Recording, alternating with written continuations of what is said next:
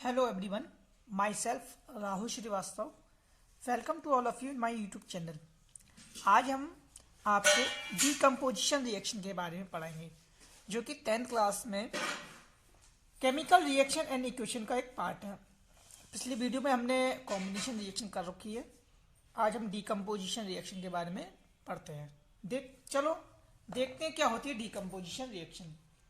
एक ऐसी रिएक्शन जिसमें एक सिंगल रिएक्टेंट टूट जाए, यानी कि ब्रेक डाउन हो जाए दो या दो से अधिक प्रोडक्ट में.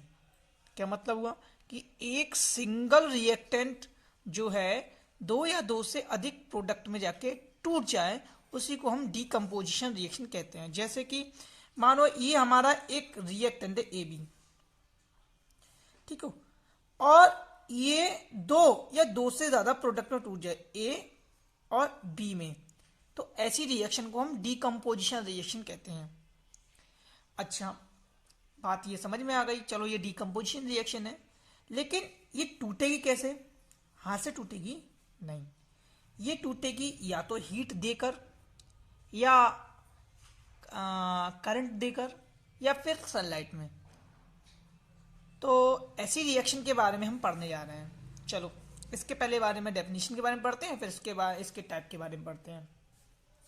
तो a reaction in which a single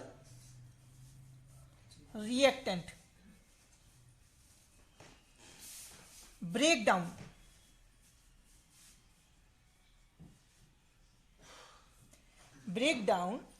to form two or more product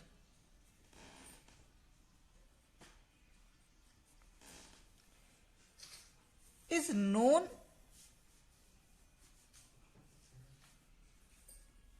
as decomposition reaction.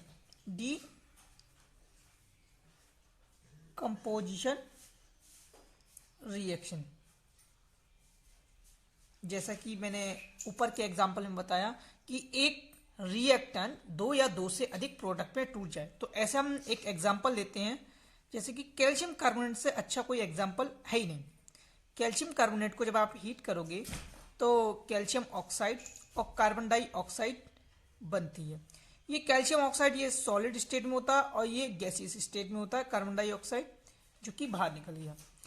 अब हमें इतना ही नहीं पूछता एग्जाम में इसके टाइप पूछता है कि कौन सा डीकम्पोजिशन रिएक्शन है. वैसे तीन टाइप की होती है, एक तो थर्मल डीकम्पोजिशन, दूसरी आपकी इलेक्ट्रोलिसिस डीकम्पोजिशन, और तीसरी फोटोलिसिस डीकम्पोजिशन. तो सबसे पहले हम इसमें ये पढ़ेंगे क्या थर्मल डीकम्पोजिशन रिएक्शन क्या होती है.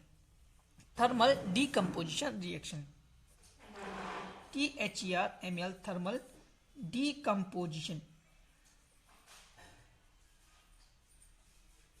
रिएक्शन. थर्मल मतलब हीट, डीकम्पोजिशन मतलब टूटना, और रिएक्शन यानी हीट की प्रेजेंस में किसी चीज को तोड़ना, तो वो थर्मल डीकम्पोजिशन रिएक्शन हुई. ठीक है, ऐसी रिएक्शन जिसमें एनर्जी की जरूरत पड़ती है. चलो दिखाते हैं आपको. These reaction use the energy in the form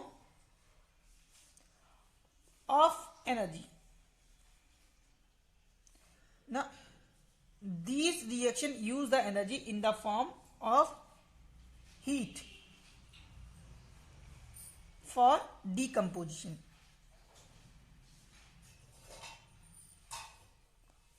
of the reactant.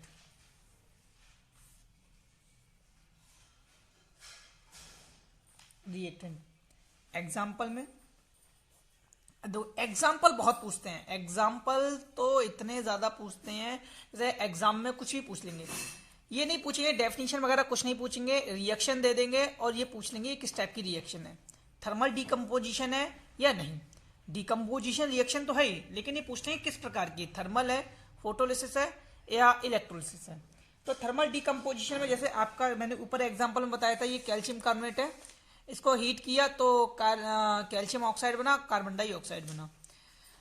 ठीक है, ये कि एक थर्मल डिकम्पोजिशन रिएक्शन का एग्जांपल है। जैसे फिर से बता देता हूँ, ये वाली रिएक्शन मैं दोबारा बता देता हूँ। जब कैल्शियम कार्बोनेट को आप हीट करते हो तो ये डिकम्पोज हो जाता है और ये कैल्शियम ऑक्साइड और कार्बन डाइऑक्साइड देता है। कैल्शियम ऑक्साइड जिसका यूज हम मैन्युफैक्चर ऑफ सीमेंट में करते हैं, सीमेंट के मैन्युफैक्चर में करते हैं। मैं बता देता हूँ, फिर से बता देता हूँ कि कैल्शियम कार्बोनेट जो कि हमारा क्या है, लाइमस्टोन, लाइमस्टोन है। आपने इसको हीट दिया, इन थर्मली हीट दिया, यानी हीट, ये हीट का साइन है, फिर से मैं बता दे रहा हूँ कि ये हीट का सिंबल है। और ये कैल्शियम ऑक्साइड में टूट गया और कार्बन डाइऑक्साइड में टूट गया, ये गैस हो गया, ये सॉलिड स्टेट हो गई। इसको हम क्विकलाइम बोलते हैं।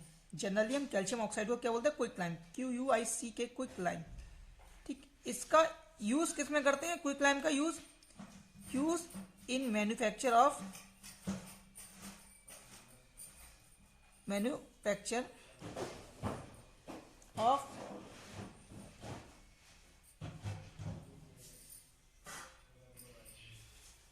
सीमेंट।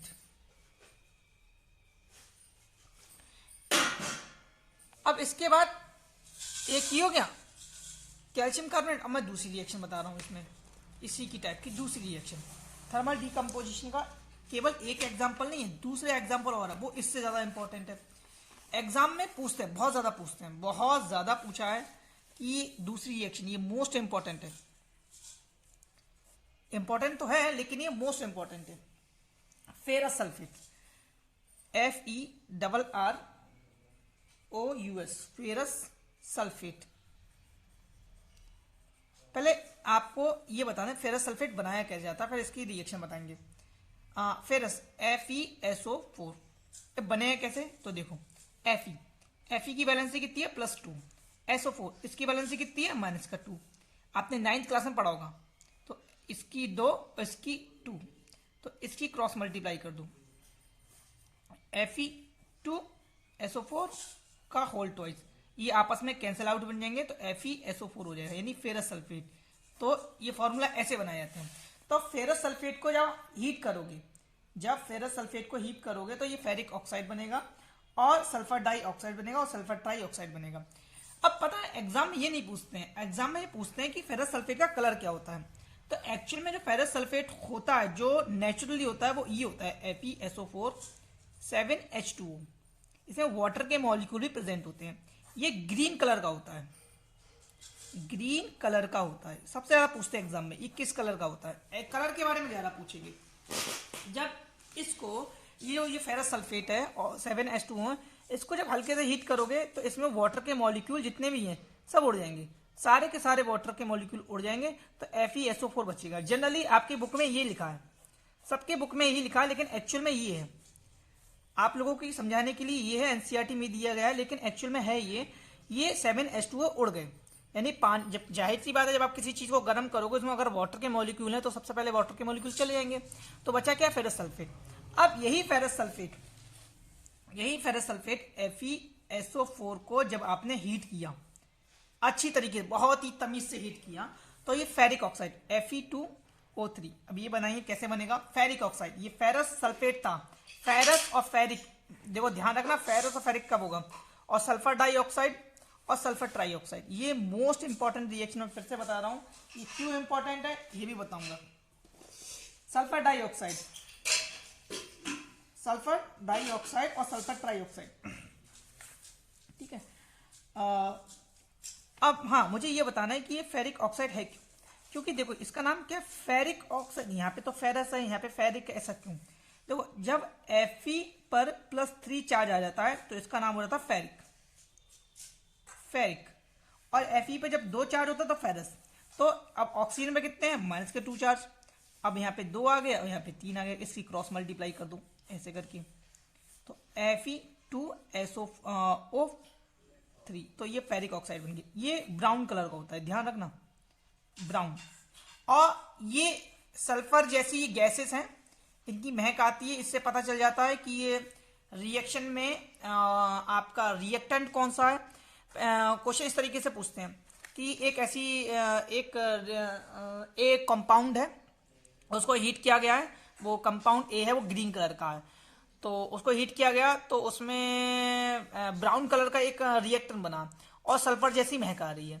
तो कहने का मतलब है जो रिएक्टेंट ए है अगर ग्रीन कलर का है तो फेरस सल्फेट 7H2O है, और ब्राउन कलर का अगर कुछ बना है रिएक्टेंट में तो वो फेरिक ऑक्साइड है। बहुत पूछते हैं एग्जाम में, बहुत ज़्यादा पूछा गया है एग्जाम में और जनरली पूछा ही जाता है।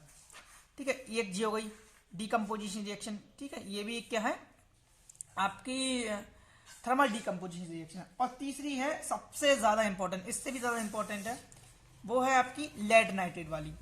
लेड नाइट्रेट को जब आप गर्म करते हो, PbNO3 का होल ट्वाइस, जो कि सॉलिड स्टेट में, नाम लिख दे रहा हूं lead nitrate, LED lead nitrate, colourless होता है। कलर से रिलेटेड बहुत कुछ पूछते हैं। जब आप इसको हीट करोगे, यानी जनरली बात है हीट, ये फिर से मैं बता रहा हूँ सिंबल हीट का है, तो लेड ऑक्साइड बनता है PbO, जो कि सॉलिड स्टेट में है, और ये नाम दे रहा हूँ लेड ऑक्साइड, इसका नाम है लेड ऑक्साइड, नाम है इसका। और ये येलो कलर का बनता है, प्रेसिपिटेट, यानी कि येलो कलर का बना है, और नाइट्रोजन डाइऑक्साइड गैस निकलेगी NO2 गैस, और 7 ऑक्सीजन निकलेगी साथ में गैस ऑक्सीजन। इसको बैलेंस कर लेते हैं।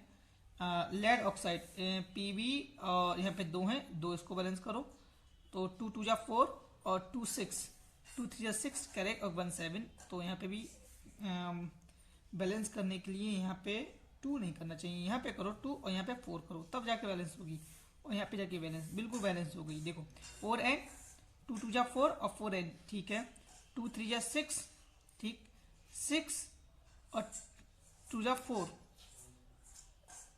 2 2 जा 4 और 4 3 जा 6, 2 2 जा 4, 4 3 जा 12, 12 ऑक्सीजन, 2 और 4 2 जा 8, 10 और 2 12, बिल्कुल ठीक है, और 4n, 2 2 जा 4 और 4n, ठीक है, लेड 2 और लेड 2, बिल्कुल बिल्कुल बैलेंस है।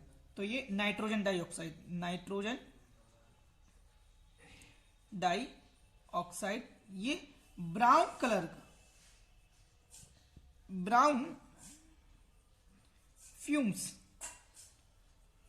ये ब्राउन कलर की फ्यूम्स निकलेंगे, धुआं, ब्राउन फ्यूम्स, और ये ऑक्सीजन है जैसा कि आपको पता है। ठीक है, अब नेक्स्ट वीडियो में हम आपको बताएंगे इलेक्ट्रोलिसिस डीकम्पोजिशन रिएक्शन। धन्यवाद।